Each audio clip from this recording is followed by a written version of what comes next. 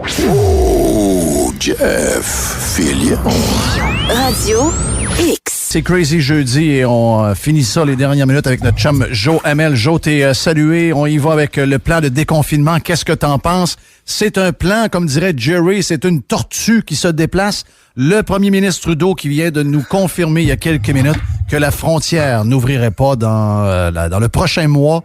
Pour des raisons que je comprends pas. Là. Donc, Des raisons politiques, en fait. Ça va être intéressant de voir la pression. Là, on lisait ce matin, je pense, dans la presse, que les gouverneurs là, des États frontaliers commencent à mettre de plus en plus de pression.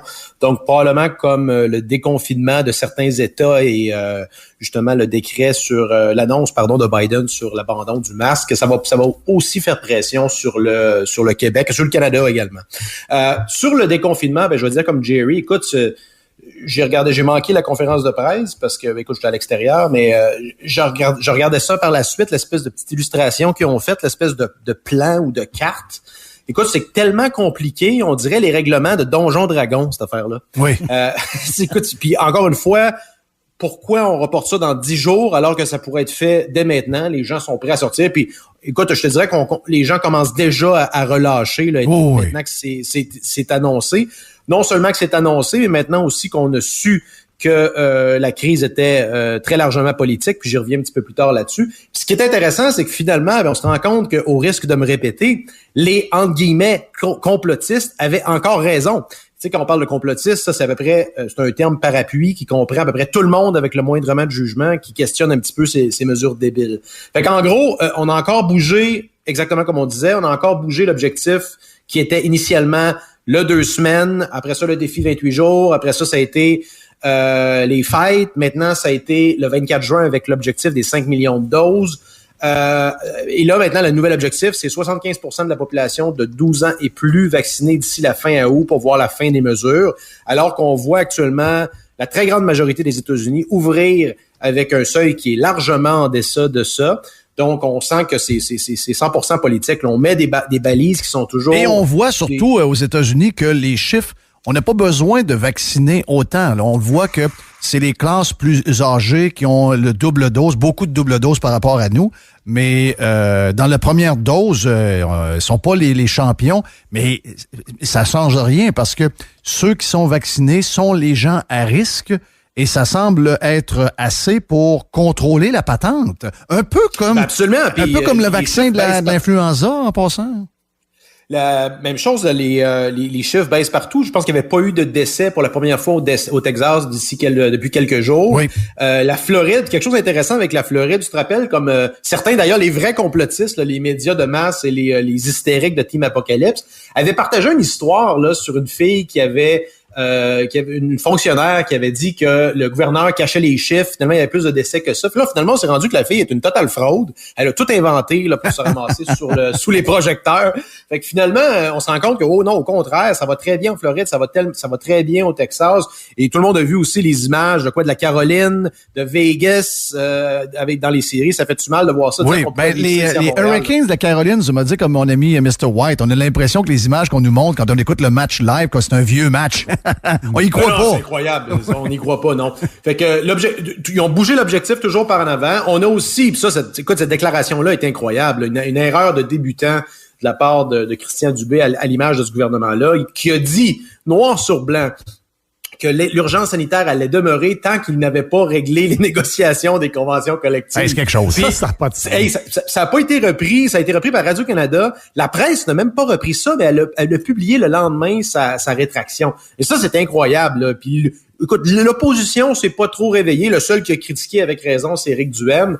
Mais tu sais, au risque de me répéter, basé sur un an de données à travers le monde, les mesures servent à peu près à rien là, quand on se rend compte là, pour diminuer le virus.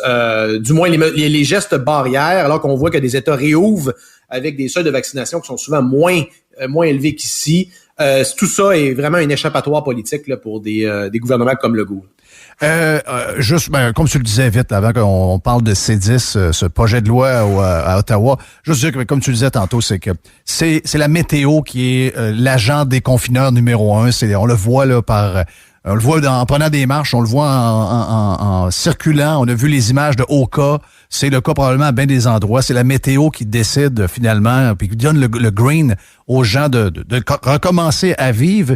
Et est-ce qu'on peut vraiment leur en vouloir? C10, qu'est-ce que c'est cette bébête-là qui est jasée à travers le Canada et avec raison? Très peu jasée au Québec, ce qui en dit long sur comment nous sommes des amoureux de la censure. Explique-nous en quelques minutes qu'est-ce que c'est au juste.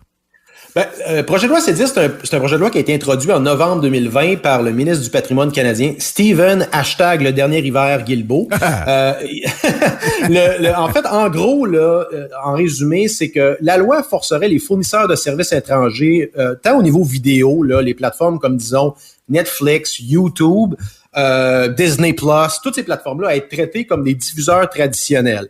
C'est-à-dire avec toute la réglementation que ça implique, mais aussi, et ça, c'est vraiment le premier incitatif de la loi, puis c'est pour ça qu'au Québec, on a tendance à l'aimer beaucoup, c'est qu'on estime qu'il va y avoir environ 830 millions de revenus additionnels d'ici 2023 de contribution au Fonds canadien là, pour les médias. Donc, c'est une ponction fiscale qui est directement perçue à ces méchants géants-là.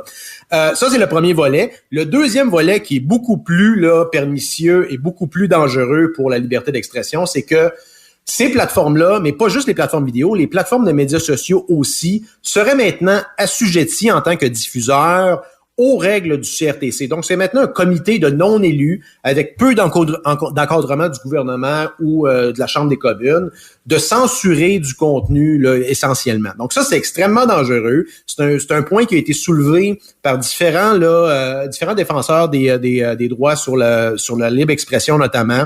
Un très bon là, que je mentionne, Michael Geis, que j'ai justement retweeté, disait, et là, c'est pas juste, au début, Stephen Guilbeault disait, non, c'est juste les grosses plateformes puis les médias professionnels. Si vous êtes un influenceur avec beaucoup de followers, vous êtes considéré comme un gros joueur.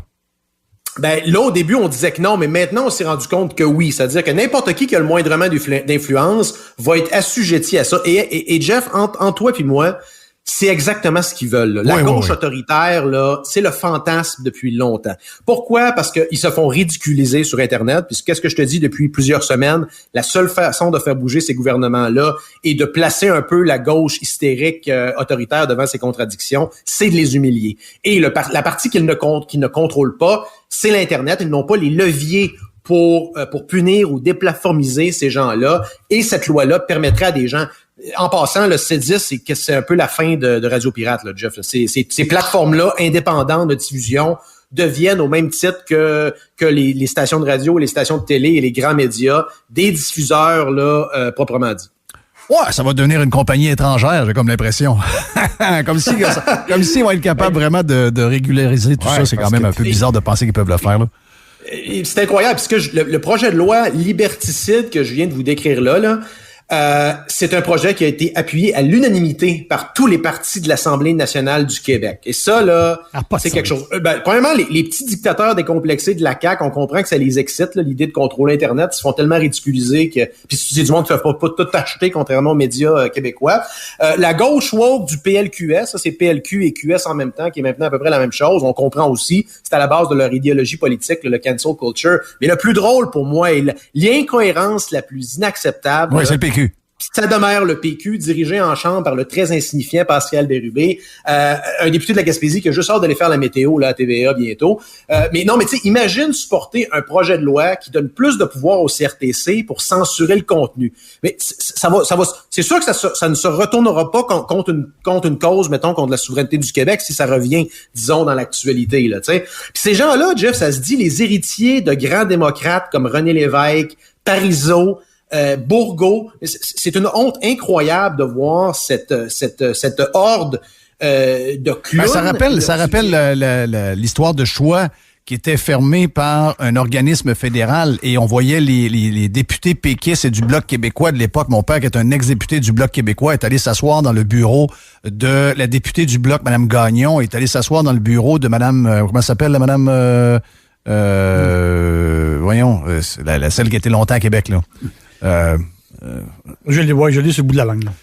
Bref, peu importe. Regarde, quand j'ai un blanc de mémoire de même, puis on dirait que quand j'ai un blanc, tout le monde a un blanc en même temps. C'est Agnès Maltais. Merci beaucoup. Merci de m'avoir tiré